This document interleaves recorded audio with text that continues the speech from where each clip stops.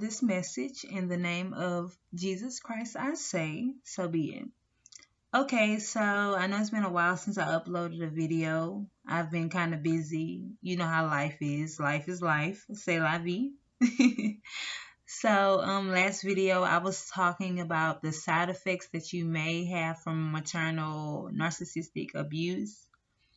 In this video, I want to talk about no contact and how no contact can be very beneficial to your overall spiritual, mental, emotional, and physical health. I am very much a no contact advocate. I do promote it. I do feel that there is no problem in, sometimes just stepping away and doing what you have to do to make sure you become a better you. So with that being said, today I want to talk about, no contact and basically my experiences with no contact and how it has helped me tremendously. So this year it will make 3 years that I have been no contact. When I first went no contact, it was very scary for me. I did, I did deal with a lot of feelings of depression and really, I didn't really know where I was going or how I was really gonna cope with not talking to my family anymore. I had made a decision to stop talking to them around 2017, I want to say, maybe. Yeah, 2017, I had made a decision to really just distance myself and to really stop talking to them. And a little bit after, me stop talking to them, I had found out I was pregnant. So that's when once I, found out I was pregnant and the Lord blessed me, with a child, that's when I really made the concrete decision to really just step away from them and to really just go no contact. Because, due to the past history of how they treated me, I really didn't want them being in my family's life. I am married. I'm not, a single mother or nothing, but I am married. So I made it the concrete decision that I didn't want my mother and my, family. I didn't want them, especially my mother, with the way she, you really treated me and acted towards me. I didn't want her being in my son's life. And it was a very much an internal struggle with me to really do that, because you have so many people who will tell you what you need to do. They have a lot of people who, think it's no big deal, with how you feel and how you're getting treated. They will tell you, well, that's your mom, that's your family, get over it, it's no big deal. But, it is a big deal. Because like I explained in my last video, having side effects from this type of abuse, it really goes with you for your whole life, unless you really get the proper healing from the Lord. Like, you really need to build up your spiritual your spiritual lifeline. And like I said, once I got pregnant with my son, once I was pregnant, I really, that was really it was the end of the rope for me. I didn't want to have any more contact. Those people, they didn't, I forgive them. I love them. And it took me a long time to really, be able to talk about my family, be able to talk about my narcissistic mother without getting angry.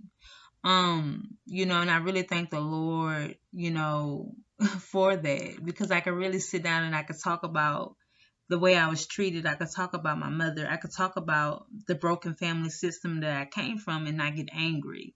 As it says in his word, we know that everything works for the greater good of those who love him and are called according to his purpose. Like, and what the devil means for bad, the Lord turns it into good.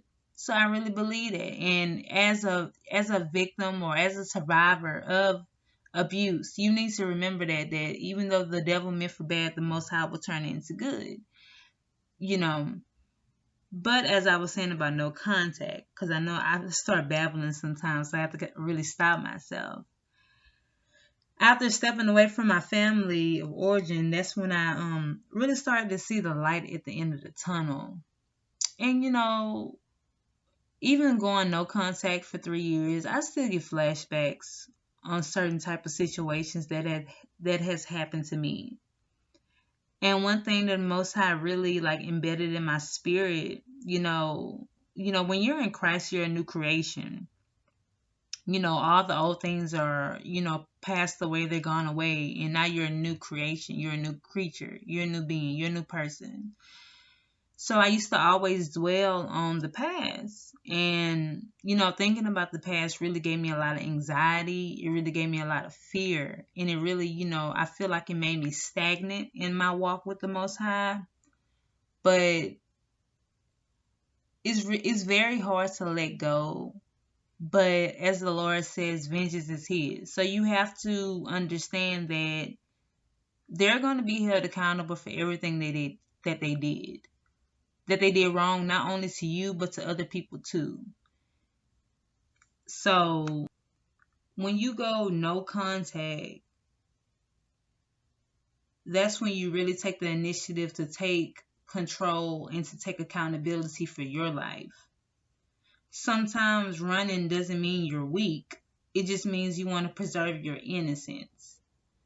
One thing that I dealt with a lot by being a survivor of this type of abuse and by escaping that type of environment and really cutting ties with my family, I had a lot of guilt. And one thing that the Most High really revealed to me, and it's so crazy because, I be praying, I be talking to Him, and He'll answer you. But it's one thing that the Most High told me. He had told me, He was like, Didi, you need to forgive yourself. And when He told me that, I was like, forgive myself. And that's when I really stopped and I said, yeah, I do need to forgive myself. I never did forgive myself. Because I did a lot of things in my past to really try to supplement the emptiness that I felt and the hurt that I felt and the anger and the pain and the betrayal that I felt because a lot of stuff that was done to me in my childhood, a lot of stuff that my mother did do to me. But just because you go no contact, it doesn't mean you're weak. You're just trying to preserve as much as your innocence as possible. Sometimes you just gotta cut ties, and sometimes you just gotta, walk away. That's when you're the stronger person. That's when you're the bigger person, when you could just walk away. When you say, you know what, I'm not gonna keep up with the shenanigans. I'm not gonna keep up with the dynamics. I'm better than this. I want to discover who God created me to be. Because when you're in that type of family system, when you're around these individuals, you're not going to discover who God created you to be. You're only going to be there seeing yourself through the eyes of your abuser. You're going to be believing everything that they're saying about you when they really feel that way about themselves. When I first, started to work on my relationship with the Most High, I was very liberated. I was very happy. I was very ecstatic, But I always had that voice in the back of my head that made me feel like I didn't deserve Him. And I actually felt like if His love was anything like my mother's love, then I really didn't want it, Because you listen to so many people and their interpretations and how they feel, and when you abuse, I'm gonna be honest and I'm gonna be real when I say this, and I'm just really coming from my heart when I'm saying this. Like, when you abuse and you grow up in an abusive environment, you really feel like when people, they talk about, you really feel like, well, maybe if my mom, abused me, then is the Most High just like my abuser? Will he abuse me like my mama abused me? I mean, she's saying she loved me, but look how she treated me. And, I had to, it took a lot of falling. And one thing that, I realized, like, we're not perfect. None of us is perfect. And we all fall short of the glory of the Lord. Like you do. We all do. You know. One thing that I'm growing to understand that the Most High's love isn't like our love. And when, Christ was upon the earth, he never told his disciples that he loved them. He let his actions show, because actions speak louder than words. Words are very superficial. You could say one thing but mean another. Like, my mother would always, say she loved me, quote unquote loved me, but her actions just really didn't link up with how she treated me. And the way the world describes love is different from the Most High's love. And as, being an abuse, survivor, like, you have to really divide the two, because they're not the same. Everything that's of the world is not of the Most High, and everything that is of the Most High is not of the world. And to be honest, like, I don't even think, like, my mother loved me. I don't even think she knew how to love properly. I'm pretty sure, all narcissists got their own twisted personification of what they think love is, but in order for you to find out what true love is, you have to go to the source, because God is love. He's the embodiment of love. Like, he's the true definition of love. Empty words and broken promises and, getting abused and made fun of and put down, like, that's not love. You have to really sit down and think, like, for a parent to do that to their child, they got some mental issues, spiritual issues, emotional issues. They got issues going on inside of them. The wars that you're warring amongst each other, or you're not warring inside of yourself. Like, something's wrong with you. And for them to push it on a child, and to put all that on the child, and the child doesn't even ask for that, I feel like that's more deadlier than really, the words that they're saying. Like, because the side effects and everything that you have to deal with when you grow up and you get out that situation, that's really like a lot of emotional baggage that you taking with you. And you're not only taking your baggage, but you're taking their baggage too. And I had to realize that too. Like, a lot of feelings and a lot of emotions and a lot of thoughts that I had about myself, they weren't even like the way I felt about myself. It was really a lot of stuff that my mother told me that I was, how she felt that I was, when in reality, that was really how she felt about herself, and she was just projecting it onto me. I mean, how can your abuser give you something that wasn't given to them? Like, and one thing I noticed, like, a pattern with these narcissistic mothers, and I say like black narcissistic mother because I'm black, and I noticed, like, in our community, narcissism is just normalized as that's just how mama is. Like, but come on, it's some issues, it's some problems there. How can that be how mama is when I'm a grown woman and I'm having issues? I can't cope. And instead of us as women really sitting down and just acknowledging the fact that our mothers are bullies, or there was a problem, there was an issue here, we just do the same. We just keep the cycle going.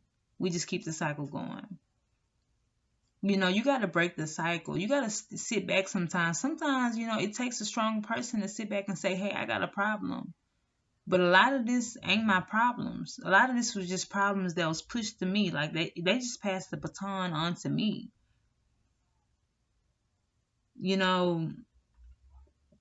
And it's hard. I know it's hard. It really is hard. And there's not really too many people you could talk to about the issues that you face. But that's why you have Christ. You can talk to him. You can ask the Most High to help you. You can ask the Most High to strengthen you. His grace is made perfect in weakness. You can do all things through Christ who strengthens you. You know, we have this stigma in the community that if you cry, you weak. No. If you cry, maybe sometimes you're just crying because you've been strong for so long. Yeah, it hurt. It do hurt. But one thing with going no contact, it really helped me sort out my thoughts. It really helped me sort out my emotions. It really helped me focus on my spiritual growth. It made me see my value as a person. It made me see my value as a human being. It helped me see that I am better.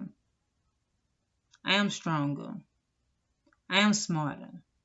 I am wiser. I am kinder. Because I know how it feels to be pushed down. I know how it feels to be neglected. I know how it feels to be treated like I ain't nothing. I know how it feels to hurt and have nobody to voice my opinions to. I know how it feels to have pressure mounted up and have nowhere to go and nowhere to run to. I know how I feel, and it hurt. One thing that I'm learning, I should say, about life, that it's not about finding yourself. It's more about discovering who the Most High God created you to be. And when you're a young girl, when you're a young lady, when you're a young person in an abusive, maternal, narcissistic relationship, you're stripped. The child is stripped of themselves early on. You're stripped of your identity early on before you even gain an understanding of who the Most High created you to be. You then get shaped into the image of, your narcissistic mother, like resulting in, you being a reflection of the narcissist. And then you have this dynamic that's going on inside of you to where you don't want to be like your narcissist. You think you are just like your narcissist.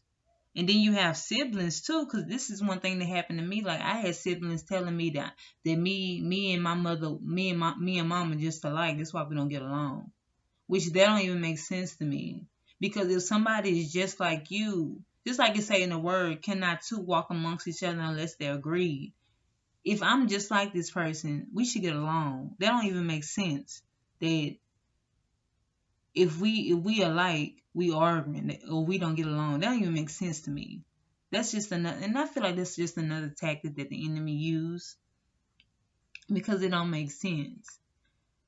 You have that stigma over your head that you're just like your narcissist, and you're not. That's why y'all don't get along, because you're not like the narcissist. There's something in you. Obviously there's something in you that the narcissist doesn't like. That's why they're trying to break you out of it. That's why they're trying to change you out of it, trying to shape you into the type of warped creation that they are. Doesn't make sense. I'm getting kind of amped when I say that, because because it's like, wow, like when you really sit down, like you have to really sit down and really, discover who you are, know your power, take back your power, take back your position in life. You are better than that. You're not who they say you were. You're not who they say you are. And I feel like being a victim of this type of abuse, like, you have this, we have this guilt on us that's not even our guilt. And I really believe like guilt is demonic, like, because it just doesn't make sense. Like, if the Lord say if the Lord says he forgives you, why you making yourself feel guilty? Why you holding yourself back over something, over situations and stuff that you did when you didn't even have the proper understanding of why you were doing what you were doing? And one thing that I understand too is like when you're raised in a household that's not structured around the teachings of Christ, it's not structured around, building that child up in God, like it really destroys that child. It really does. That's why you have so many households that's really damaged and destroyed. And you have a lot of warped parents who sit up there, instead of them saying, well, maybe I'm doing wrong, I'm not doing the proper parenting, they just blame the child for their own issue, for the child's own issues, when it's scientifically proven that if a child is in an environment that's stressful, that's causing them terror, they're gonna lash out. It just it's just crazy how, like, humans just shift the blame instead of just really looking at themselves and saying, man, I'm a problem, something's wrong here, maybe it's me. you know it's just I just wanted to come and I just wanted to make this quick video about no contact and why no contact will really help you gain clarity in a situation. My mother, I feel like this, I'm talking about myself right now. Like, I feel like she stripped me of who I was, with a little ounce of identity that I did have at 6. Then she stuffed me with all of her insecurities, all of her lack ofs, all of her you know demonizations of her own self. I feel like she stuffed me with that. And then as I got older, I felt like I supplemented a lot of things because I didn't know how to properly see Christ. Like, I didn't know how to properly have a relationship with the Most High. And even when my mama would talk to me about God, she would make God out to be some pimp who talks to him any type of way and I can get whatever I want out of him. you know, which really mortified me as a child, and it really made me more confused. And it resulted in me having feelings of guilt and shame. And I see now that I'm older, and now that I went no contact, that a lot of the issues and the feelings that I had stemmed from the neglect and the emotional abandonment that I had growing up in the type of environment that I grew up in. The feelings of shame and guilt, it came from my mother. And I see now, knowing now, that that's how she actually felt about herself, and she just projected it upon me. Because I was the only one who really reminded her most of herself, and she just wanted to destroy that. And it's just, it's real sad, but I'm not sad. Like, I feel like I have a sense of peace. I'm on my path. I'm on my way to a sense of peace because I went to the Prince of Peace, and the Lord is really helping me. He's really strengthening me. He's really guiding me, and I know that I'm not alone because there got a lot of other women who also went through this and who's also going through this right now. And I feel like there's such a stigma, like, in the Black community, like, mama, like, we worship, like, our mothers, like, especially narcissistic mothers, like, they want you to, like, worship them as gods, like, but sometimes you just gotta walk away. And I feel like no contact really helps you gain a sense of clarity, a sense of independence. Because you're big enough to walk away and say there is a problem, something is wrong. I know it's not me, and it's not you. The environment is sick. So when you're in a sick environment, you're going to become sick. You're only going to lash out in the environment if you're not getting treated properly. That's like, chaining a dog up to a tree and feeding him nothing but pepper. Like, he's going to make him mean. It's going to make him crazy. I'm laughing. I'm trying to be comical, but I'm like, man. And then when you go out into the real world and you be around people who actually come from healthy homes, they're looking at you like you're crazy because you have a complex. But the real reason why you have a complex is because you was given a complex your whole childhood. And then you was told that you're the problem. When it was really the person who was abusing you, they're the problem. You know? And I know people may ask, like, am I ever gonna, go tell my mother or whatever? No, I'm not worried about that. Because on Judgment Day, she got to answer to the Most High for everything that she did. And she can't lie to him. But she could lie to me and make me and guilt me and manipulate me. But I'm not going back. I forgive them. I love them. I wish them the best out of their life. You ain't got to worry about, mm-mm. And, I just wanted to come on here and just really just vent a little bit. Say how I felt about no contact. And and another thing too is real crazy. Like, if you really, I could see if you going no contact. I'm laughing because it's like, it's funny how the world will make you feel wrong for doing the right thing. Because I feel like with me going no contact, it really helped me. It really strengthened me. It really helped me build my relationship with the Most High. You may hear my little boy in the background, but but I really felt like it helped me strengthen my relationship with the Most High. It helped me depend on Him for my emotional needs, my mental needs, my spiritual needs, and my physical needs.